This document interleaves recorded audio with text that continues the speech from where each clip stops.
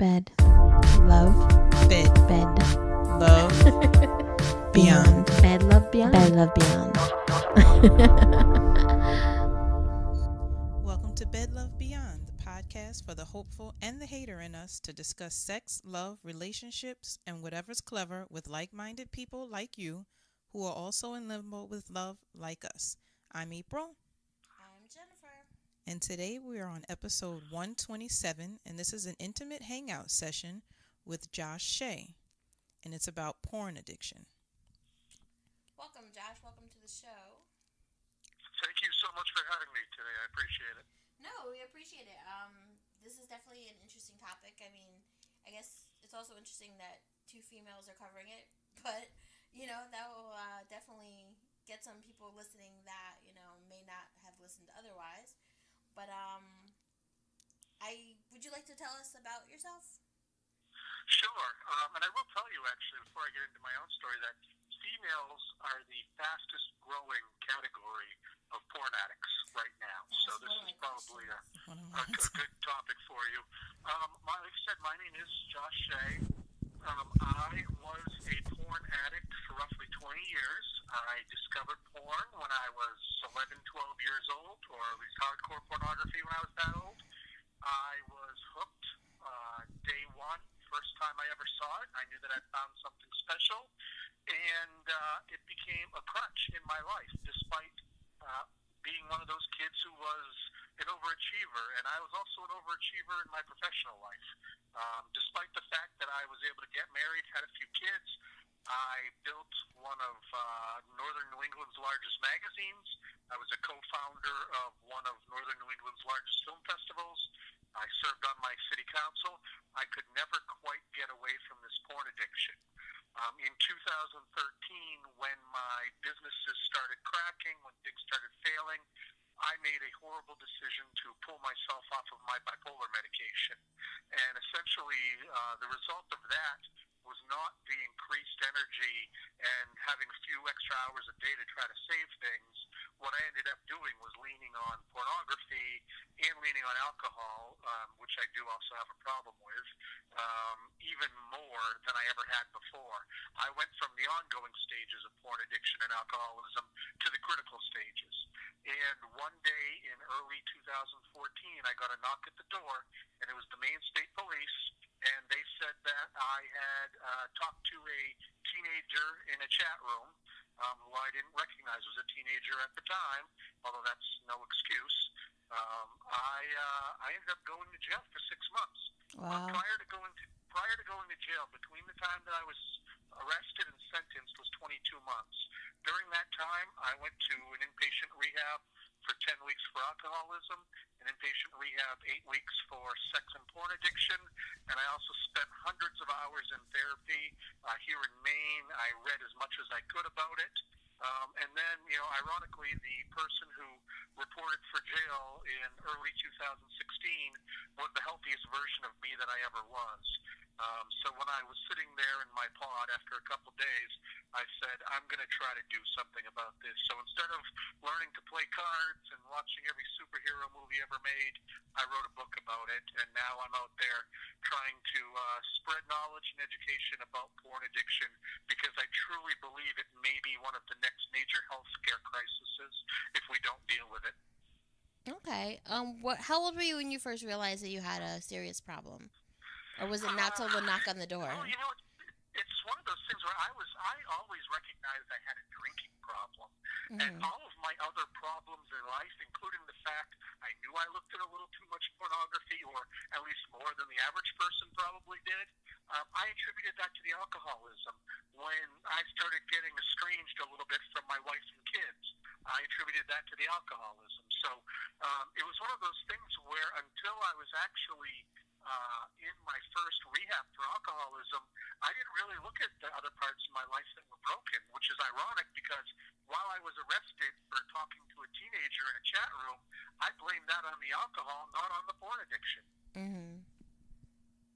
That's pretty interesting. So you said you were addicted for 25 years to porn and 21 years to alcohol.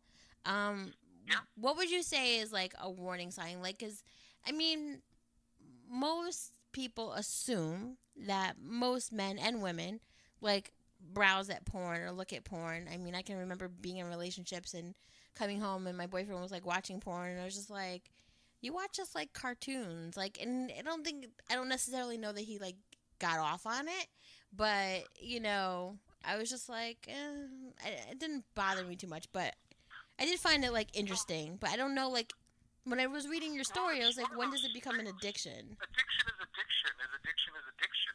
You know, I can't look at a beer without wanting to have it, but I can spend my entire day in a casino and not spend a dime because I don't have the gambling addiction bug. I am addicted to porn. I am addicted to alcohol, and I show the same signs as anybody who's addicted to food or gambling or sex or heroin. Basically, anybody who's addicted they do two things. Number one, they make a lot of bargaining with themselves. I won't do this again. I'll next time I'll only do half. Whatever it is, and they can't stick to those bargains they make with themselves. That's one sign of an addict. Another big sign is that there are negative repercussions, whether that's doing poorly in work and school, or having issues with relationships with other people. Just depression, anxiety, that kind of stuff. That's usually a big sign of addiction as well. April, you got something over there? At what point did you realize like that you didn't just like porn, that you were actually like addicted to it, that it was affecting your life? I think that I recognized when I was in my late teens that I didn't use porn the way that my friends did. Similar to the way that I didn't use alcohol the way my friends did. It was recreational, it was a party. Someone throws on a porno and everybody makes fun of it and talks over it. I don't go to a party and have 2 beers. I go to a party and have 19 beers because I was doing it for medicinal reasons. I was doing it for escapism. That's really what addiction is escapism. And when I noticed that my friends didn't want to take this videotape and watch it on their own like I would have preferred to do, that's when I realized something was different. And it wasn't really until in my 30s or 40s when I recognized that I was picking porn over my wife that it had really become a problem. And what were you escaping from? The anxiety of the world, the demons of my youth, the pressures of everyday life. It was one of those things where it took me away from real life. It brought me someplace. The great thing with pornography is the person you're looking at, they don't ask you to take out the trash. They don't ask you to make the kids lunches for school the next day. They don't ever say no. And the moment you're tired of one of them, you can just put the mouse and find somebody else. It's the ultimate escapism. You go to a place where you're in complete control. And for me, my porn use, a lot of it was about exercise and control in my life. How so? Ever since I was little, when I was little, I had a very abusive situation with one of my caregivers, and I built certain survival mechanisms. And one of those survival mechanisms was to try to control any situation as much as I possibly could. That speaks to why very early on I opened my own magazine, so I could run my own little world. I often said to my wife, and I look back on this, we would bounce our checkbook almost every week at home. Yet at my office, everybody was paid on time. When I handled payroll, all of the 20 employees were all taken care of. And I'd often recognize that I had no control at home over our finances because my wife handled those. Yet I handled everything at my work. There was my control. When my work started to fall apart and the magazine started to fail after about 5 years, I felt that loss of control. And the thing with pornography, moving over into chat rooms, I could start to manipulate the women that were in the chat rooms. I could get them to do what I wanted. That was my way of exhibiting control because I basically completely lost it in my regular life, especially because I was drinking almost around the clock. Okay. Now how did this affect your marriage? Well, Are you still married? I am still married, same woman. We've been married just over 15 years now. When I got arrested, she picked me up at jail, and the first thing I said when I got into our Jeep was, if you want to divorce me, that's fine. No questions asked, I'll go. And she said, I only have one question for you. Did it involve little kids? And I said, no, of course not. And she said, okay, well then we'll get through this, and we'll get you the help that you need. And we talked to my lawyer the next day, and he said, we need to get you into. Do you have an alcohol problem? And both my father and my wife, who were there with me, both said yes for me. And it was determined I would go to an inpatient facility for that. And that's when I started exploring the porn type of stuff. My wife had one of those attitudes of, guys will be guys look at porn. She knew that I looked at some porn, but I'm somebody who never needed more than about 3 hours of sleep per night. So she was used to me working till 1, 2 in the morning on my different professional ventures. There was a point where I stopped using those nighttime hours for my professional ventures, and I started to use them for pornography, but she'd been asleep for hours, so she had no idea. And when she found out, it was such a big shock, because my story was the top story in main news media for several days. When she brought me home from jail, there was already a news van out front of our house. So this was a very strange circumstance. And you were already an elected official at that point, I'm assuming? I was an elected official. I had actually just finished my term and didn't run for a second one. So when I was arrested, I was not a city councilor. Okay.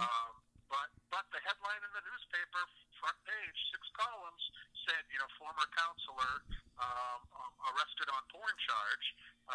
And it was one of those things where it was so public, it was so big, that I don't think this was just like, some unknown person and his wife and her discovering that he looked at porn. My wife learned about what happened when I called her from jail and said, "Could you please bail me out?" So it was a unique situation, but she was so strong through it. She went and got her own therapy. She actually weighs 150 pounds less now. She went on a diet, and she's healthier than she's ever been. And our marriage is stronger than it's ever been at this point. Well, that's good to hear that you guys, overcame that. I'm sure that it's a lot. I was reading, a little bit of your blogs, and it said that, you went to, Amsterdam and stuff like that, and you talked about being in Japan, was it? Yeah, I lived in Japan for 6 months in my early 20s, and in my early 20s, I thought this is what guys do. You go to strip clubs. If you're in Amsterdam, you go to sex clubs and watch people do that stuff. But of course, I wasn't going to the Rijksmuseum. I wasn't going to the Van Gogh Museum. When I went to Amsterdam, it was to spend 3 days in the red light district. And I look back now and think, my Lord, that should have been a giant red flag. There was a problem. But I was just enjoying myself and going with the flow. I don't know. I don't know, April, do you feel the same way? Or, maybe, I guess I'm listening to you and I'm getting what you're saying. And I understand that it was a problem for you. But, I guess if, somebody I was dating, or if I, met a guy in my 20s and he was like, oh, my God, we went to Amsterdam and we smoked mad weed and we hung out in the red light district for a couple days, I'd be like, okay, that's allegedly what you do when you go to Amsterdam. Okay. I don't know if it would put up, a red flag for me. Well, no, but it's one of those things where I look back now and say, I don't have any friends who did this. Or if I have a friend who did it, they did it once. I went back a couple times for the sole purpose of doing that stuff. And I don't think anybody who goes and does that necessarily is any kind of, porn or sex addict. But if you're traveling overseas to see something like that, it obviously plays a bigger role in your life than it does for a lot of other people. Right, I guess if you're spending the money. If you would have pointed out to me that I was, a sex or a porn addict then, I would have laughed at you. And I don't really think that I had the dependence on pornography then that I had, 15 years later. Now, at the time you were arrested, were your children old enough to understand somewhat what was going on?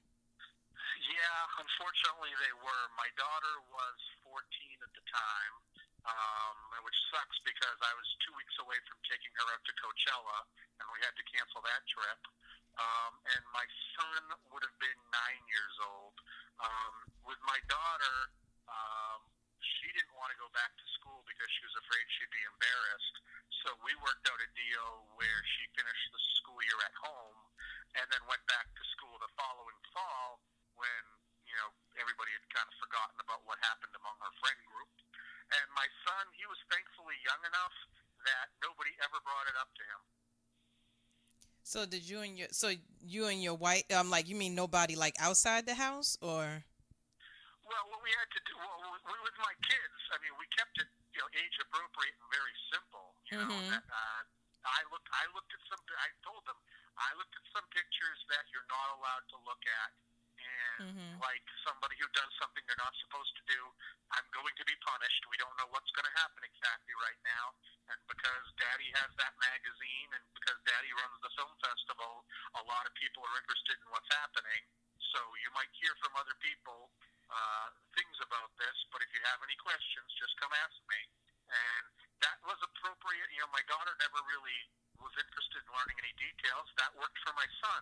That's funny. When my book came out in January, my son took the first copy out of the box of books, and said, "Can I read this?" And I said, "You're 15 years old now. I guess so. And let me know if you have any questions." And he came back to me 6 hours later with a couple questions that I never would have expected he'd ask, but it didn't really have to do with the charges. So, I figure if I'm out there spreading this message, I can't hide it from them, but I don't think that my daughter's looking for any details, and my son knows everything basically because he read my book. Well, that's good. I guess it's good to be open with your children and, definitely your family. And well, at least I give them the option. My wife hasn't read my book either because she says it's just going to make her sad and bring her back to that place. And I respect that. My mother won't read the book either, and that's fine. If they don't want to go back to that place when it was very stressful and very scary, I can completely respect that. So were you diagnosed with bipolar in your 20s? I was 23 or 24 when I was diagnosed, yeah. Okay, and did you, understand it, what it was then, and, how it was going to affect your life? I was relieved because at 19 or 20, I was having huge bouts of mania. And the only time I noticed anything was wrong was when I started feeling depressed. So for 2 years, I was treated for only depression. I saw a therapist, I was on meds, and they treated me only for the depression. It wasn't until I went and saw my regular doctor one day that I was, telling him stories of my life, and he said, "Have you ever actually considered bipolar disorder?" And when he showed me this pamphlet that listed the symptoms, it was just like they were describing me. It was, Wow. It was like a light came from above and said, "Oh my God, this is what I actually have." And once they put me on the proper medication for bipolar disorder, the depression left, but also that mania got pulled back quite a bit, which was fantastic because that's where the problem was. And after that, you still were using alcohol, though, at some point, correct? Yeah, and I know on every box, every pill bottle, it said don't use alcohol, but by the point of my early 20s, I was already a heavy drinker. Right. The college years probably were very rough. College years were rough. Well, the college years also drove home the point that everybody is here drinking to party. Right. And I'm drinking here to forget everything around me. If I went to one of those high-class wine and cheese kind of things, I never drank. Or if I went to a family party, I never drank because I don't see the point of having one or two. I see the point of having 21 or 22. So I wouldn't tease myself. I never drank when I went out to dinner with my wife because there was just no reason for me to ever have one or two because I could never stop at one or two. So you did have some sense of control, though, if you were able to not drink at all. Right? Yeah. That was the thing. It would be so much more painful for me to have one or two than to have zero. It was like a tease, of sorts. April, you have anything over there? I see April's taking notes. So when you I mean, as far as after you got help with the porn addiction, have you ever like relapsed, or do you have like triggers that make you want to watch it? Or I have not relapsed on either porn or alcohol. I'm super proud to say, and it's been now just over 4.5 years for both of them. There were a lot of triggers in the very beginning. For instance, for probably about 2 years, I couldn't watch a movie that had any nudity in it at all. I was just going to ask that. A 2-second glimpse, that would trigger me. I didn't go to the beach for a couple of years in the summertime because that's the kind of thing that would trigger me. Basically, I tried to avoid any sexually tantalizing or eye-pleasing material, and then just going to a lot of cognitive behavioral therapy, learning how my mind works, learning how to control it. I really don't have cravings for it now. I have more cravings for alcohol now than I ever do porn. And what do you do to, I guess, when, I'm sure with CBT you've like learned that when your triggers happen, there's some other counter thing that you do.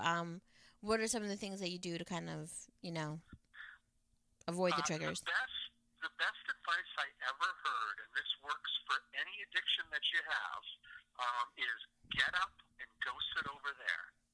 And basically, honestly, when you feel a trigger, change the situation. Even if that's just standing up and moving into another room and sitting down there. Mm-hmm. And I tested this recently. I ended up in an airport for the first time in years. And it hadn't really occurred to me that I hadn't been sober in an airport since I was probably about 20, 21 years old. My natural instinct when I get to an airport is to find the bar. Well, when I got to this airport, lo and behold, my gate was right in front of a brew pub. And I sat down and I stared at it, and I thought to myself, I could have one. Nobody's here. Nobody's going to check. Nobody's going to yell at me. I'm by myself. I'll even buy a pack of gum so my breath doesn't smell like it after the fact. And, I actually have time. I can have 2 or 3. I really miss that little buzz. I'd really like to. And then the voice came to me, get up and go sit over there. And I got up and I moved over a gate and sat down. And I still could see the brew pub, and it was still tugging at me. So eventually I got up, I went to a newsstand, I bought a Rolling Stone magazine, and I sat about 6 gates away where I couldn't see that brew pub, but I could still see that big board that has the departures and arrivals. So I followed that for when it was time to take my flight. Basically, what I have to do and what any addict has to do is try to throw up roadblocks. If you just can't say no, change the situation, however minor. By getting up and moving over, well, I created a situation where it would now take me about 8 seconds to walk to that bar. In that 8 seconds, hopefully I would stop myself. But maybe 8 isn't enough, so I'll go sit further away, and then I'll be 12 seconds away. And hopefully I never get up to walk there, and if I do, I'm far enough away. You've got to throw roadblocks up for yourself when you have triggers. Gotcha. I was reading, well, just so you know, April and I are both actually mental health counselors, our history of it. So I was actually reading that in the new DSM, which is the Diagnostic Manual for Diagnosing, just in case you didn't know, but you probably do, that sex addiction is not in the DSM, the new DSM-5. What are your thoughts on that? The new DSM isn't that new. No, it's not. It's been like in the process for a while, but more importantly is what just happened with the ICD, and I'm sure you know that's the World Health Organization version of the DSM. The new ICD that came out in late June, early July, it lists sexual compulsivity disorder as an actual diagnosable condition. Right, so it's billable. That falls just short of addiction. It is the first step in getting there. The problem is we don't have enough studies about this stuff yet. Nobody started studying porn addiction until about 2005. So there's just not enough out there right now for the American Psychiatric Association to really put their mind behind it. Right. And to put their name behind it. there's going to have to be probably another 10 years of studies to come out, but there are several people who are on the steering committee for the DSM who have gone on record saying that they do think that sex addiction and porn addiction will one day be in the DSM. It just needs more studying. Right. I think that's a little bit of like what I read, that they're like kind of looking into it more, and what was one of the things that I was reading? Oh, I thought I copied it, but I guess I did not. Now, does sex addiction and porn addiction go hand in hand, or can you be addicted to one and not the other? I'll tell you, in 15 years of marriage, I never cheated on my wife once. I never considered cheating on my wife once. I had a girlfriend when I was 20 or 21 that I cheated on once, and never else other time in my life. So they're very separate. And I think one of the things that hopefully when it ends up in the DSM that they do is they change the name to intercourse addiction instead of sex addiction. Right. Because that's what people are talking about when they say sex addiction. They're talking about intercourse. And porn addiction is a very different thing. I have never had urges to cheat on my wife. I've never had urges to cheat on any girlfriend. To me, that's the absolute opposite of getting control. That would be completely out of control. That would freak me out and send me running towards porn where I feel like I couldn't control myself. So they are very different, just as there are other sexual proclivities, be it voyeurism, peeping Tom, that kind of stuff also falls into other categories. So I think that there needs to be a larger, sexual obsessive behavior addiction, and then you can parse it off into its little sections, with sex or intercourse and porn probably being the two biggest. So did you watch porn for sexual gratification, though? Or for, like, what were you looking to get for besides the control situation? I did watch it for sexual gratification, and in looking back, I think that was just there for my reason to stop. That was all it was, because it had nothing to do with sexual gratification. And as I got more severe in my addiction, it stopped being anything about sexual gratification. I don't think that I masturbated to pornography the last 6 or 9 months I looked at it. It was just about control. And a lot of people who say they're addicted to pornography, what they actually are addicted to is masturbation. Mm-hmm. And I always throw this out as a challenge to people who think they're addicted to pornography. Spend 1 week, look at pornography if you want, but don't masturbate to it. Or you can go ahead and masturbate all you want. Just don't use any visual aids when you are. After a week, you'll be able to figure out if you're addicted to one or both things. In my case, I was just addicted to pornography. You could remove the masturbation, and that was really okay with me. It really was just about the control over what I saw and the experience of what giving me control in the pornography that I was addicted to. So I'm going to quote you real quick, because this was something that I read that you wrote, and I was like pretty intrigued by it. You said, one of the themes that we've been exploring that I never gave a lot of thought to during recovery is how pornography exists for the sole purpose of objectifying another person. When you think about it, unless you're a biology teacher, using it for demonstration purposes, that's completely accurate. Nobody looks at porn and wonders how smart that naked lady is, or if that naked guy recycles. Right. And I guess I never looked at it like that. It is objectifying, but I guess you can also say that, most people on TV who are half dressed, I read from you, or I might have read it from somewhere else, but it might have been from you, that you were talking about the Victoria's Secret magazines. You're not really looking at the bra. You're obviously looking at the woman. Right. Unless I'm a clothing designer, there's no reason that I'm looking at Victoria's Secret catalogs, or unless I'm a cross-dresser. There's no reason for me to be looking at it. It's strictly to look at a woman to objectify her.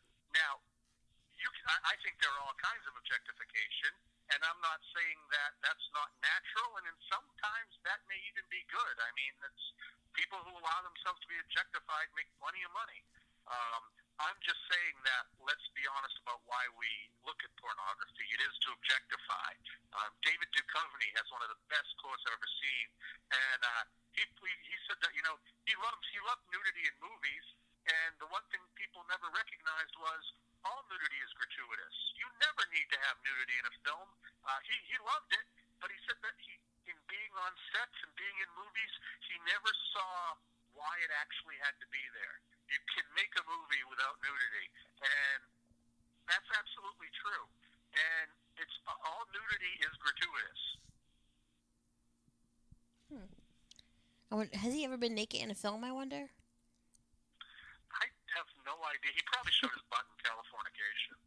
I would guess, but I don't know.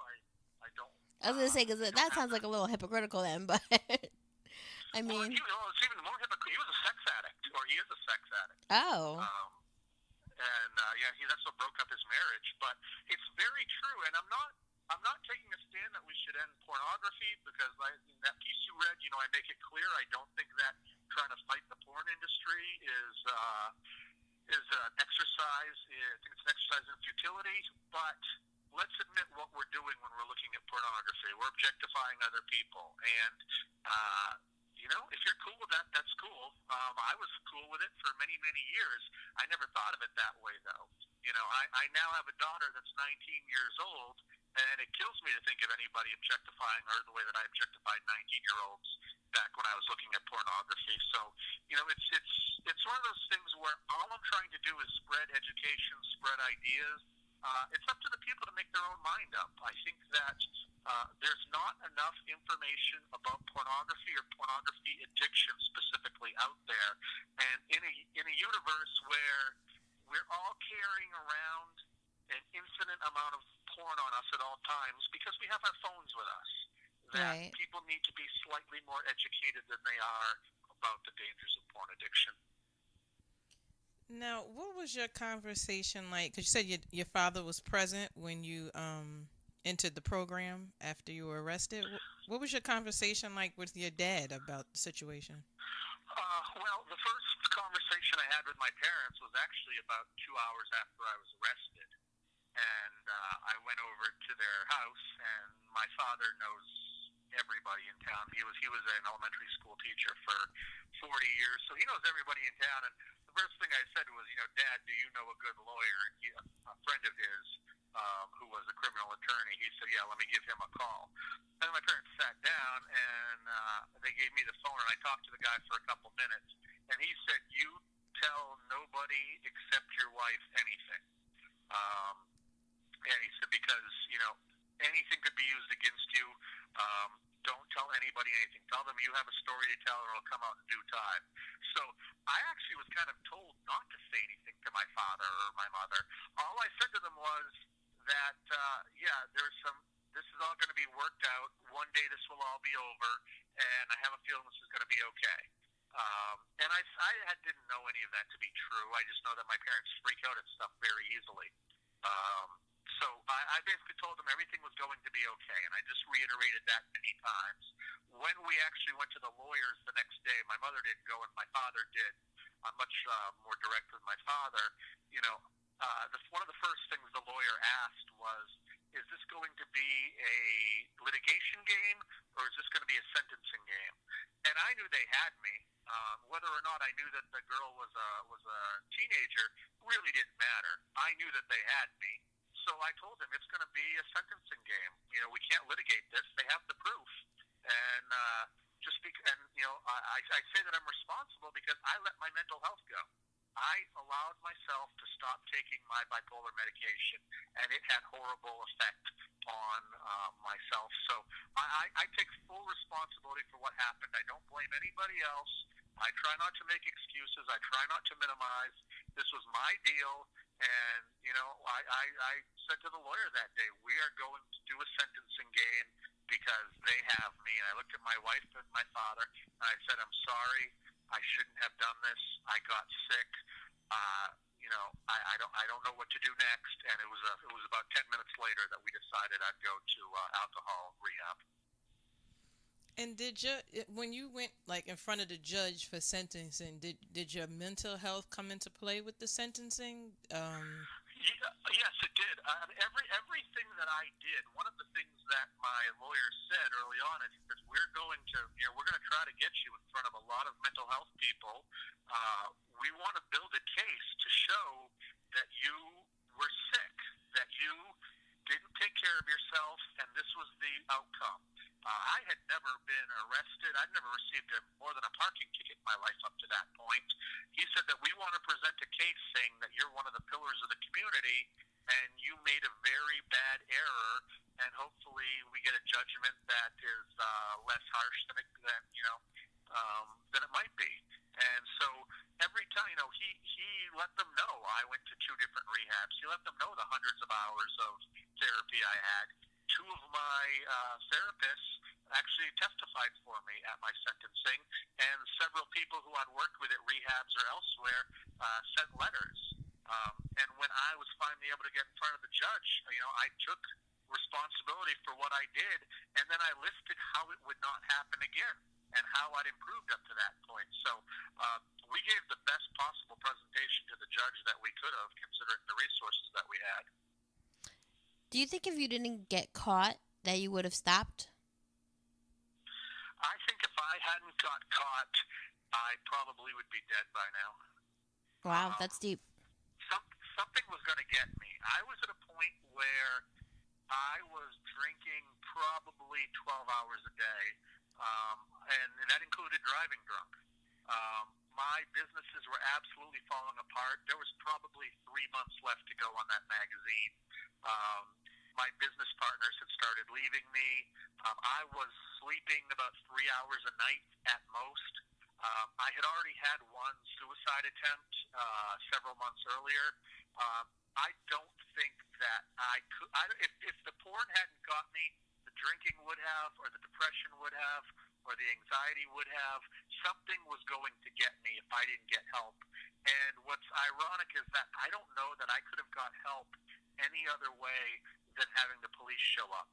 Had my parents tried to hold an intervention for me for my drinking, I think I would have laughed at them. Had the co-owners of my company tried to fire me, I think I would have said, okay, and just kept on abusing porn and alcohol. I needed something to completely knock me on my ass. And I can't think of any other way that would happen other than the police, because that was like a nuclear bomb, just wiping everything out in one fell swoop.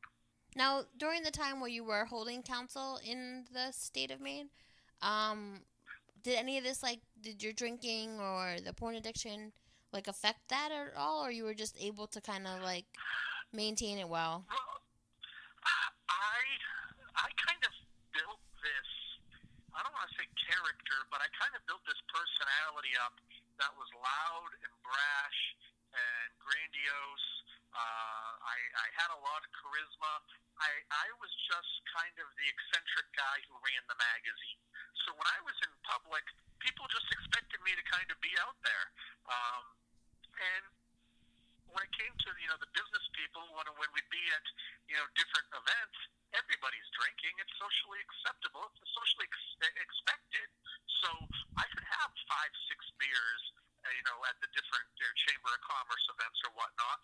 And when it came to pornography, I was very good at hiding it. The thing is, addicts are really good at hiding their addictions, and I had 25 years of practice hiding my porn addiction.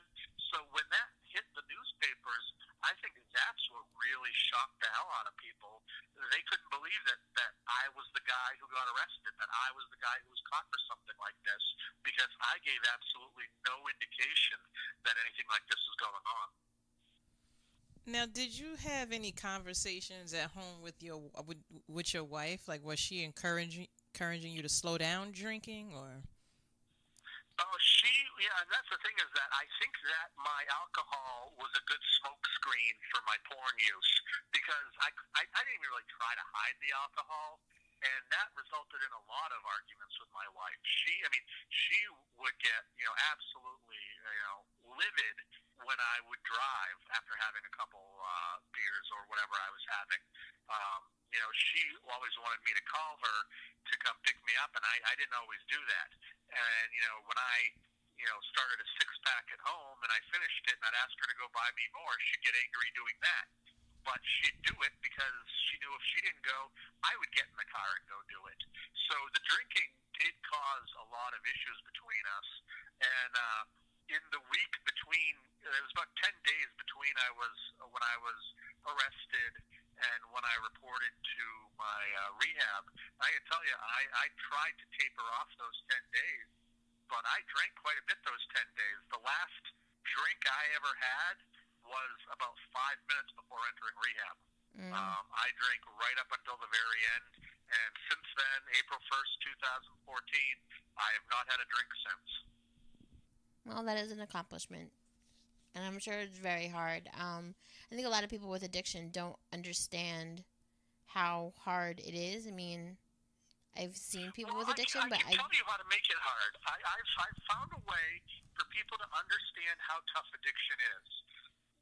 Leave your phone at home tomorrow.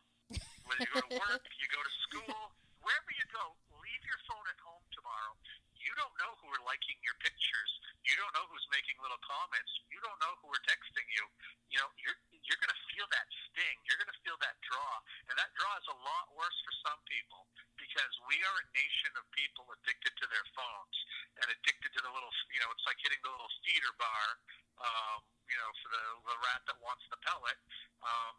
If you want to experience addiction, turn your phone off and put it, just out of your reach, or don't turn it off, leave it on, put it just out of your reach, and then try not to get up when it makes a noise, right, or when it vibrates, to jump to see what it is. Most people can't do that. That is addiction in a nutshell. Just imagine that's a beer, or that's heroin, or that's, poker chips, or whatever it is. That basically explains addiction. Very, very crazy. So what is life like for you now? Are you still doing the magazine? Do you still do the film festival? No. The magazine closed up. My co-owners said that they didn't want to try to keep it going, so they closed it up. I'm still living in the same town, same place. I make my living right now mostly off of ghostwriting. I write business books for people. They put their names on them. I also do a lot of blog writing for businesses. And then I do a lot of education with porn addiction. I speak at churches, libraries, hoping to start speaking at colleges this fall. Working on a second book right now.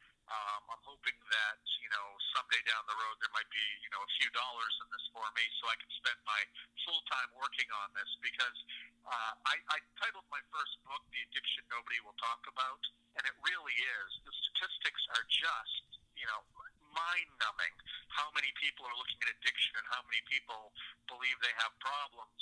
Yet we're not talking about this much similar to the way that nobody was talking about the opioid crisis back in the 1980s. And we know how bad it is today. And I'm trying to get the word out there. We need to talk about porn addiction, or 30 years from now, we're going to look back and go, oh, why didn't we do anything about this? Right, especially since, like you said, it's so accessible to everyone now. April, you had a question? Oh, absolutely. There is a generation of young men growing up who cannot perform sexually because they've already rotted their minds on pornography. It doesn't matter how great looking their girlfriends are, whatever they're into. If they don't have pornography on when they are with their partner, they are unable to perform.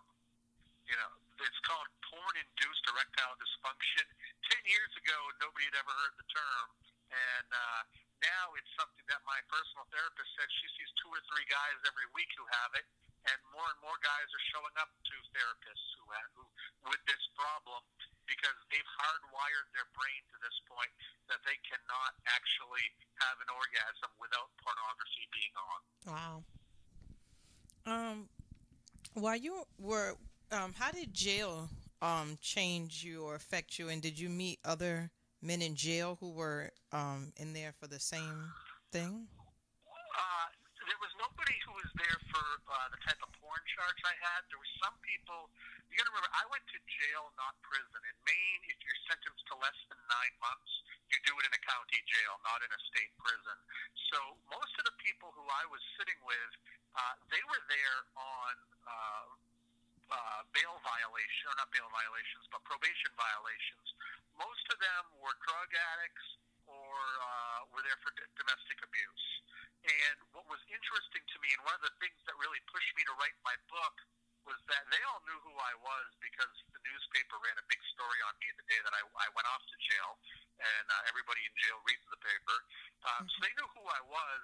Within a few days, I had one or two guys coming to me saying, "Yeah, I'm here because I do too much heroin, or I got nailed for heroin, but I've also, I think I may be a sex addict. I've had sex with probably 900 or 1,000 women in my life, and how old are you? 24. Okay, yeah, you might be a sex addict. Let's talk about this a little bit." Or I had some guys come to me also and be like, "I look at porn 3-4 hours a day. It's one of the reasons I hit my girlfriend is because she doesn't want me to look at porn all the time, but I can't stop myself." So it was really eye-opening meeting a lot of people who had issues with sex or porn, but they were more embarrassed by the sex and porn problem than they were by the fact they were a drug addict or by the fact that they were a domestic abuser.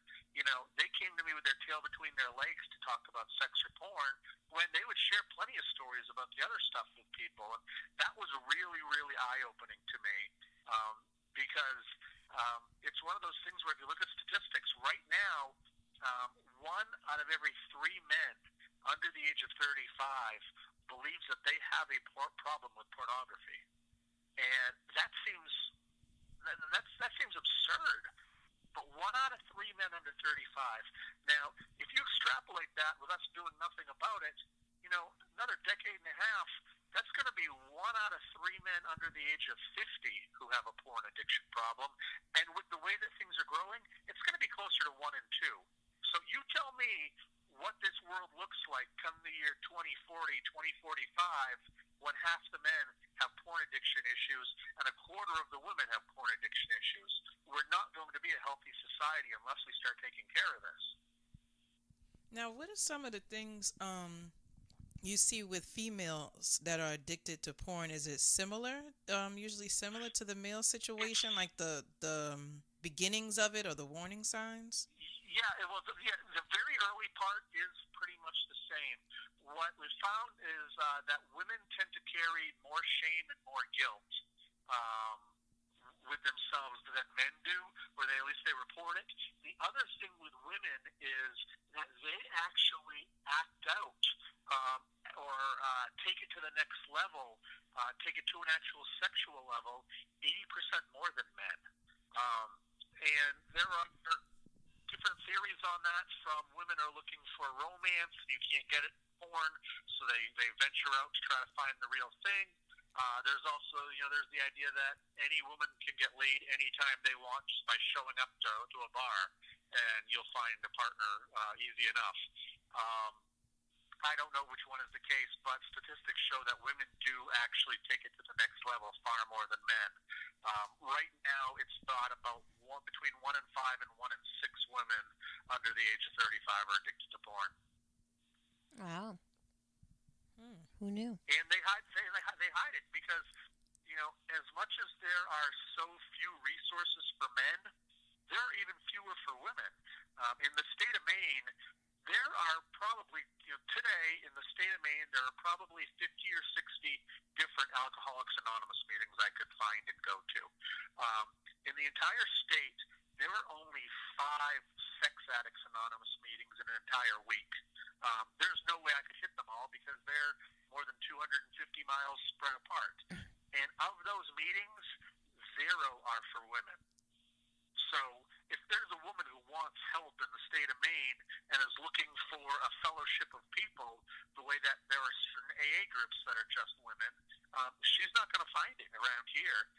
The resources are just not there for women right now. And when I find a woman online who talks about her porn addiction, even if it's anonymous, I always try to pat them on the back and tell them to keep talking, because this is a big problem for women. For whatever reason, when guys 25 years ago had no problem going to a dirty theater, had no problem going and renting a dirty video. Women didn't do it that back then very much. But since we're all, right now, we have our phones, since we all have the computer in the, confines and privacy of our own home, it's a lot easier to go find that stuff. And, the little roadblocks that were there for women to access porn in the past, they're not there anymore. And so you're finding a lot, like I said, women are the fastest growing group of porn addicts right now, statistically speaking. So now you are a life coach as well, correct? Yeah, and you help people. KEW Academy. Nice, and you help people with these issues. Yeah. What would you tell a woman? Because as a woman, and also being in the field, like I would believe that women feel like an insecurity about their significant other, paying so much attention to porn and possibly not to them. And I'm sure that's something that you possibly went through with your wife. What would you, well, one, did you go through that with your wife? And two, when you encounter people like this in your practice, what do you tell them? My wife and I didn't go through a lot of that. I think that the one thing that was the wild card in our situation was the fact that we had a legal situation going on as well. And that put a lot of emphasis on, what the heck is even going to happen to me? Mm-hmm.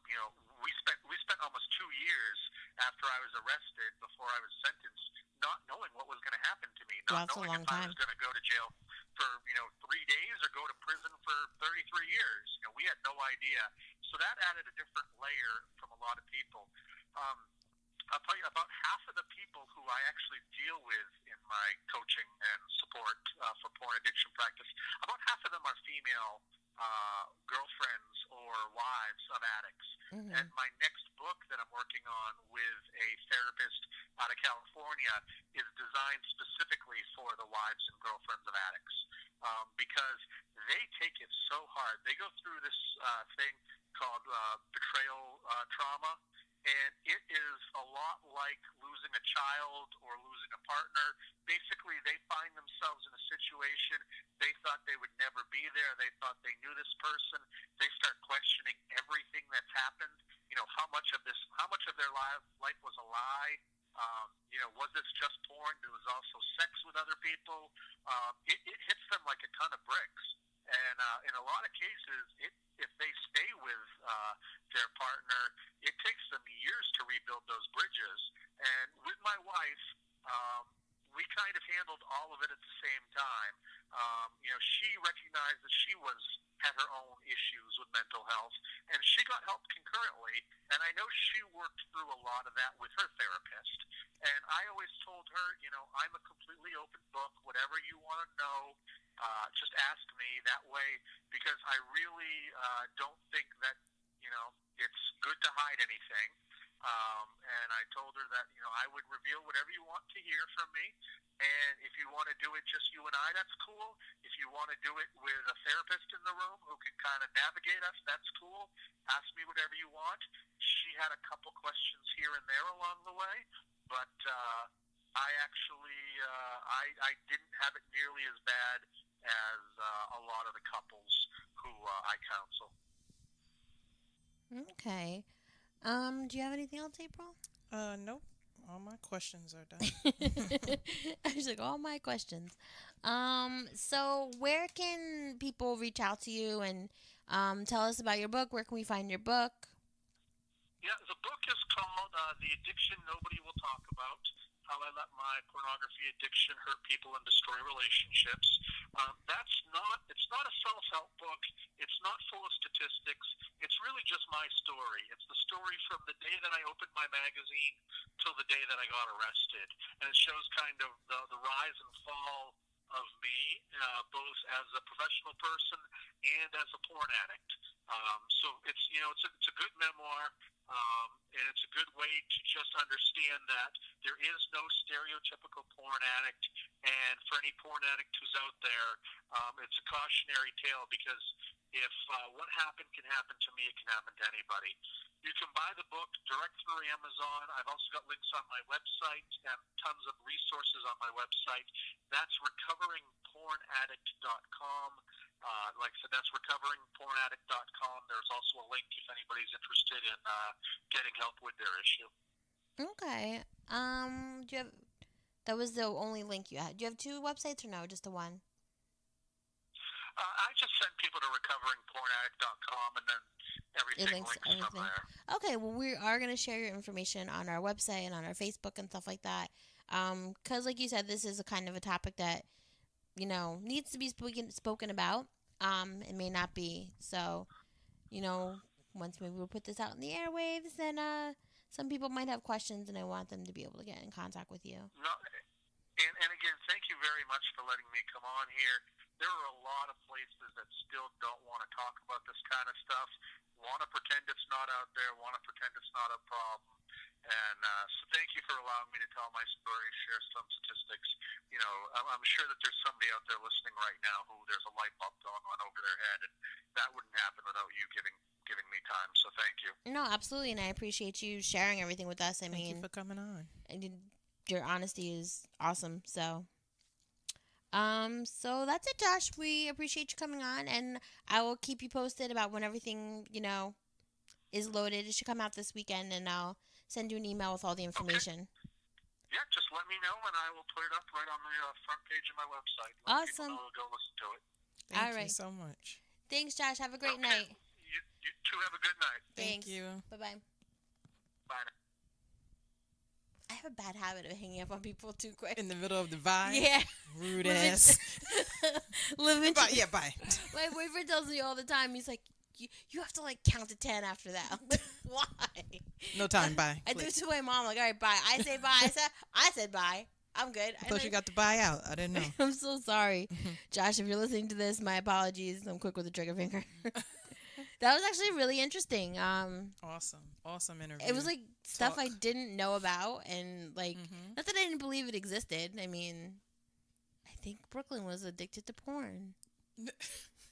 You would find somebody in your repertoire. No, I came home from work one day, on lunch when we worked over at the place, and I came home and he was jerking off to porn in the bedroom, and I was like, "You could have called me." There's a whole show on Hot 97 about lunch hour booty calls. We could have done this. And he was just like, oh, I don't know. But then sometimes we would just watch it TV, but it was really corny. It was some girl on a nurse's thing, and I was just like, what are we watching? This is awkward. And I think too it was a little. I was a little surprised to hear about females. Yeah. Being the new highest rising number of addicts, porn addicts. But think about it. It is everywhere now. You can go on Pornhub.com and... Yeah, right on your phone. And most shows on Showtime or HBO have got, dick slinging somewhere. Mm-hmm. So... Or boobs. They never show crotch. Which, hey, I'm not looking for it. But, my boyfriend gets mad. I'll be like, why do they show dick and they won't show lady parts? I'm like, I don't know. It's because it's certain things that'll make something rated R. Right. Very little things. Or like 13 fucks instead of 11. There's literally a count. So I'm sure oh, you're going to show crotch. Oh, no, that might be a different rating. Hold on. Right. It literally might be a different rating if they show. Right. So their target audience might be a little jilted if they show certain things. Boobs without the bra, boobs with the bra. My goodness.